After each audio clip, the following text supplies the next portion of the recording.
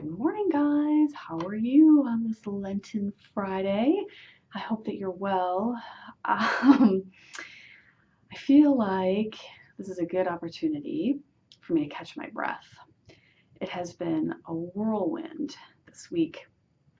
Today is Friday that I'm recording this. Like 95% of the time, I can record on Thursdays. That didn't happen this week. And, such is life. But I do hate feeling so rushed and breathless all the time, and that applies to both work and at home lately. It's lots going on. So I did not get an opportunity. I was thinking about recording from home. I was going to have the house to myself for a few minutes, which doesn't happen that often. Before the kids and Mike got home, and I got in my car, and I was all excited. I thought, oh, I'm going to be able to record at home. I can relax a little bit. And I didn't have the audio recorder. So I would have been able to record video on my phone, but I wouldn't have been able to put out the audio podcast. So that put a kibosh on that idea. But here we are. It's Friday morning. I have a quick couple of minutes before my first class. And that's where I'm at. And what I wanted to talk about today was Lent, Ash Wednesday, and starting off with Lent and how the week has been going. How I've been applying these things that we've been talking about in our Live Today Well book club into my life and how that's going, which is always an up and down type of a situation. So, all right, let's just dive in. So this week, it's been a little, I'm untying a knot in my earbuds because it's bothering me. So I really would like to say that things are, a lot better in terms of a release in the stress at work. But they're not. It's improved from the fall, but the fall was such a disaster that it really isn't a fair comparison. So it's improved, but it doesn't really tell you the situation. So, I've definitely been doing somewhat better with it. But as is often the case, it's not like I'm going to be doing better with it all the time. You have your ups and your downs with your ability to apply all of the Live Today Well principles and, just be 100% on top of your game. And it's just been more of a struggle the past week or so. So I came into the week with sort of that on the horizon. It's that part of the semester this past week that we're just wrapping up is week 5 of our semester here at my university. And so we're approaching the halfway point of the semester, and we have our semester in terms of our English course is slightly shortened because we give them 2 weeks off, if you will, from class at the end of the semester so that we can grade because we're a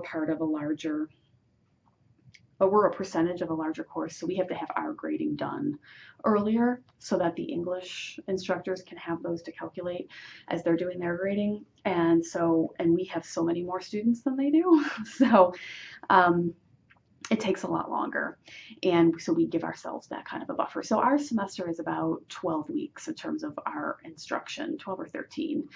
And so we're going to be going into week 6 coming up here. So we're, getting right to the halfway point. We're almost there. And it's just gotten to that frustrating part where, I've got students I've never seen before coming out of the woodwork. Now they want to, not get a 0 and catch up. And that makes work for me. I don't want it to make work for me because I already have enough. So it's a little frustrating. And yesterday I was like in prime form. I'm so laid back and easygoing. And just by nature, I am a very kind, nurturing type of a person. But every once in a while, I get in a mood because I'm pushed, in which I'm just not in a place to be trifled with. And that's how I felt the past couple of days, Ash Wednesday and the Thursday after Ash Wednesday yesterday. And so, we're team teaching these classes. And so my colleague Molly had started class and there was all of these students coming in late and I was feeling very irritated with them. And so our classrooms are really large and we have a little basket back there that we have them put their assignments in. And the way that we're teaching this semester is more of a flipped classroom type of a model, where they need to do something before class, and then we have just very, very brief demonstrations to go over that material at the beginning of class, and the rest is an interactive type of experience. And so their credit is based upon work that they do before class and then during class rather than after, like the traditional is in contrast to the traditional homework model. It's not like that. So we've been noticing that there are some students that are leaving those assignments and then not staying for class. They're leaving, or there's people turning them in for other people. So I was in like my no nonsense Tiffany mode, yesterday. Hair in a bun, glasses on, Molly is teaching, and so I went to the back, and there's all these students coming in late, and I was looking at them, and they were very sheepishly handing me their assignments. And I was back. There was people quarter after. This is a 50-minute class, so from 2 to 2:50. People coming in at 2:15, 2:20. I was giving them this look. If you're watching the video, I was just, you need to be. Everybody runs late sometimes, as we're about to talk about for my Ash Wednesday. It happens, but this is happening every week. So that's why it's sort of gotten to this point. And, it's rude when it's just a perpetual thing. And they're not really making any effort to like slip in quietly. They're just like banging in and shuffling through their stuff in the back and just being disruptive. And so there's that. And, just the discourteous nature, I guess, of not bothering, wanting the credit to turn in their assignment, but not bothering to stay for our class. That was getting under my skin too. And so, I collected all the assignments. And then when the students started working in their small groups, I went around with like my glasses and my pen and my class list. And I was like, hi, I'm very nice to them. I'm like, so, Michael, Teresa, seeing who's there. Okay, great. Where are you guys at? So I knew who wasn't there. And then after that, I went through all of my pile of assignments. And sure enough, there were a couple of papers in there for people whose bodies were not in the classroom. And I took great pleasure in putting a big 0 up at the top when I was doing the grading, because they know that is the rule. You must participate. It is a participation assignment. So in order to get full credit, you need to actually be there and participate. So I was just having, I think I handled it pretty well. I didn't, let it like take me to like a really bad, I guess, emotional place where I feel really down. That's a huge improvement. So that was my day yesterday. And, I left and I wanted to stop at the post office to mail some Scentsy stuff. And I relaxed a little bit before the kids got back and before Mike got back. For Lent, I'm going to the 5:30 daily Mass at our parish. So I took Anne with me and she and I went to Mass. And that was lovely and very needed. And our parish has changed the decor a little bit for Lent, so all of our statues are covered and the crucifix is covered with a purple drape. It just seems more somber in there. The altar is bare, and it was really needed. It was a really good focal point for the fact that we're in a different season right now, and our focus should be different. And it was wonderful. I'm gonna try to do that every Thursday if I can. I know that there's going to be a couple that I have conflicts in the evening, but that's the goal. And so that was wonderful. I needed that pick me up. So I was cycling back a little bit to Ash Wednesday. It was a gray Ash Wednesday in more ways than one. So the weather was real gray and I was just feeling, it's just been harder lately at work. It has been harder to be positive and remain focused and all of these things that we've been talking about for months. And so I had the same sort of day at work that I just described to you yesterday. It was just, kind of lackluster. Students are getting on my nerves with, their inconsiderate behavior. And I was just feeling, not down, not depressed, nothing like that. I was just feeling like dejected, maybe is the right word. Like, why am I doing this? It's like I'm having a midlife crisis like every month or so. Why did I choose this path for my life? Did I choose the right career for my life? Is there something else that would have brought me more joy? Honestly, the grass is always going to be greener. No matter what you pick, you could pick your dream, like, oh, I've always wanted to be whatever, like my professional belly dancer example, or gosh, it seems like it would be so relaxing and wonderful to be a yoga instructor, whatever it is.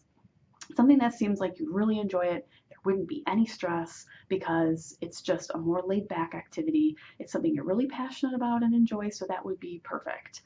None of those things are going to be perfect. If you're, any kind of fitness instructor or professional, person in the performing arts, you're going to be dealing with all kinds of things that will bring you stress, interactions with other people, um, you know, being, the fitness instructor example there, you're going to be dealing with some of the same types of things that I deal with. Just people being inconsiderate and rude in your classes. I mean, it might be in slightly different ways than what I deal with college students in an English course here, but really the point is the same. So it's always going to be that. I don't think that something else would have been better in terms of my career path, but you can't help but go down that road when you're just having one of those weeks where it just seems like nothing's going right, everything feels more difficult, and that's just the way it is. So on Ash Wednesday, that was like the way I was feeling, and I left work later than I wanted to because I'm so rushed here all the time, aside from right now, because I carved this time out that I needed it to just relax with you all for about 15 minutes before I go teach, so that I won't feel quite so curmudgeonly when I'm in class. So I'm just so rushed all the time. I can never get everything done that I want to get done, and it's a great source of frustration for me. So I wanted to leave at 3:30 because I wanted to make the 4 o'clock service. So my parish was having mass at 7, but at 4 o'clock they were doing a liturgy of the word service with ash distribution, which is the way that it's been done for quite a while there. And I like the 4 o'clock because that's, before dinner, and then I don't have to go back out after I get home, because Anne goes to bed around 7, so I can be there to put her to bed if I go to the earlier. So, but I had to leave work early to make that happen. But, my day had just been junk, so I really relished the opportunity to leave early. I could really use a day off. I was just talking about this with my supervisor. It's hard to take days off because of our teaching schedule, because it inconveniences my college. I mean, then somebody's got to cover for you, and everybody's already teaching so many classes every day. I really don't like to do that unless you're really, really sick. None of us take days off. But we all need a day off. And so we were all talking about that, like cycling through that we can all take a vacation day because we need it. You need to be able to recharge. So I relish the idea of leaving at least a little early so that I could get away from what I'm dealing with here all the time. So I wanted to leave at 3:30. It didn't quite happen at 3:30. And so then, on this campus, parking is a problem. And so when I leave my office, it's about 10 minutes before I actually arrive at my car. By the time I, walk all the way over to where I'm able to park. So I get over there and I immediately start driving, and I have to drive slightly further than my house to get to our parish. And that route to get to the parish just has it's not very far, but it's lots of traffic lights and just lots of extra cars on the road with everybody out and about leaving work, because now it's approaching 4 o'clock. And so I'm just like fuming at a traffic light. And whose fault is it? Mine, because I didn't leave work early enough. So, it's just one of those things. I remember a priest that I went to spiritual direction for years ago. Very, very nice man. I remember him telling me once, because I'm a person that's prone to anxiety. He said, when it comes to, being anxious about being late for things, there's nothing you can do about it. I mean, there's nothing you can do about it. You can't, if you're sitting at a traffic light and you're you're about to be late for something, or you are late for something, what are you going to do, right? Feeling like all agita about it isn't going to get you there any faster. There's, I mean, the situation is what it is. It's most likely your own fault, which it was in this case, for leaving later than you should. And you just have to accept it. Like, so you apologize to the person that you're going to see, or whatever the case may be. But that, there's really no reason to get worked up over that, because it's just a part of life and it happens to everybody, and you just have to accept the responsibility for it and the consequences of it. So I was thinking about that when I was sitting at that light. I was like, well, I did my best. I mean, it wasn't good enough, don't get me wrong, but I was going to be about 5 minutes late. I knew that. And so I got there, I parked, and there was a lot of people there, and our parking lot at the church is now a disaster because we recently they closed the school a couple years ago, and the school building had been a parish center for a time, but it was way too big for the needs of being a parish center and for religious ed. And so ultimately the building was sold, and they're converting that into senior apartments, and they're adding on to the back of the rectory as the parish center, just like putting a small addition. And it's going to serve the parish needs so much better because it's a smaller space, but perfectly sized for what we need for little fundraisers and spaghetti dinners, fish fries. There's going to be some offices in the rectory now for religious ed, and that's the perfect size and much easier in terms of heat and other utilities, much more affordable for that smaller space. So that's great, but the construction's going on right now, and so the parking lot is full of like big dumpsters and other construction equipment, and so everybody's parking on the street, and so the street was like all the way down, cars on both sides. So I have to park far down. It's like freezing. It's always freezing on Ash Wednesday, and usually raining. And I think it was raining too. Well, at least it was for part of the day on Ash Wednesday. I think it was when I got into the church. I remember having my hood up, so it was like sprinkling at least. And so I had to walk all the way down the street, and I get in, and I'm about 5 minutes late, which displeases me. I do not like to be 5 minutes late, but it is what it is. I was coming from work, and so there you have it. So I slip in as unobtrusively as I can. It's a rarity for me. I am usually on time for Sunday Mass, so I comforted myself with that. And, I just unwound for a few minutes while they were finishing up the Liturgy of the Word, and then we all went up and got our ashes. And I lingered after, because then I had time to just relax and reflect on Lent and Ash Wednesday, and that was lovely. And then I went back out into the tundra and down the street to my car. Because it was cold. It was, I want to say then it was starting, the precipitation had changed over, because I didn't have my hood up, but I remember being really cold and it was really windy. So I think it was, little snowflakes at that point. And, that's usually how it is on Ash Wednesday. And unfortunately, in this part of the world, it's sometimes like that on Easter too. It's often really cold still on Easter. Easter's a little bit late this year, so we'll see. Further into April, so that is more promising that we may have spring-like weather. But in a way, I kind of like Ash Wednesday being like that, because it's a good reminder that this is a completely different, set-apart time for us now, and that our focus is different. So that's where we're at. So that's my Ash Wednesday, Thursday after Ash Wednesday story. I have been taking this around with me in my purse. This is a little Lenten devotional that Deacon Tom and Dee, and I love them. They're from the Catholic Vitamins podcast. I'll put a link in the show notes. Deacon Tom and Dee Fox.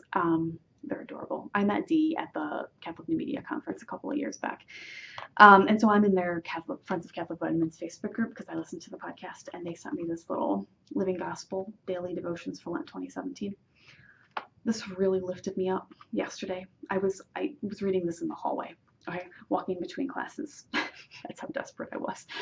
And it's just, a page a day, just a short little, quick scripture verse. They each of them say begin, pray, listen, and they have 3 separate verses. And then there's a short reflection, and then an act and a pray at the end. So something that you can do based upon the reflection actively during that day, and then a short prayer. This is $1.95. I looked on Amazon because I was going to send some print copies to some friends, and they're delayed. I want to say like 2 to 5 weeks, which at that point, right, Lent is over. So, but the Kindle copy is available for 99¢. So I'll put the link to that in the show notes. And it is put out by Ave Maria Press, so they may have print copies that you could get sooner. But this is lovely, and it really lifted me up yesterday. I hadn't read it on Ash Wednesday because the day had been, I just didn't have time to pick it up. Of course, I could have had time. I didn't make time because I was cranky. So yesterday I caught up and I read both Ash Wednesday and yesterday's, and it was really helpful. I mean, really helpful. Every Lent, I'm always debating what devotionals I'm going to use, and I hadn't really planned on using this one because they sent it to me about a week or so ago. And it was just tiny enough. I just had stuck it in my purse to remind me of Deacon Tom and Dee because they're just so sweet, and it cheers me up to think of them. And I pulled it out because I just needed something at that moment, and it was fabulousness. So this has been helping. It has been helping. So, I also have on my notes, St. Joseph Novena is going to be coming up. The feast is the 20th, I think. And I have the novena down, it's the 19th or the 20th. I have the novena down as starting on March 11th. That's next Saturday, a little over a week. And so if you'd like to pray along, please pray along. I'll try to remember to put, I'll put a link in the show notes. How's that? And if I remember, I'll put a page on the blog for it too, to sticky it up at the top. But I've been praying a novena with friends every month, and that's been lovely. And I have a St. Joseph rosary that is like one of my favorites. It's in the car. I should have brought it in, but of course I didn't remember. I love the beads. The beads are like super smooth. There is something about, and I've tried to duplicate it with other rosaries. I've got other colors for different saints that coordinate with their particular mission or whatever. And I've gotten like the same type of bead because I love those beads, but none of them are the same as these purple beads that are on the St. Joseph rosary. There's something about those. I love the way they feel. I love praying with that rosary. And so I'm going to be using that one during the novena. So I'm looking forward to that. How are you doing? How is your Lent starting? A few of you wrote in to tell me about your Ash Wednesday, which was lovely. Your plans for Ash Wednesday, I think that was back on Tuesday. We were talking about that. So how did your Ash Wednesday actually turn out? How are your first 2 days of Lent going? Let me know. I look forward to chatting with you this weekend. I will talk to you all again next week. I hope that you're having a wonderful week. And God bless. I'll talk to you soon. Bye.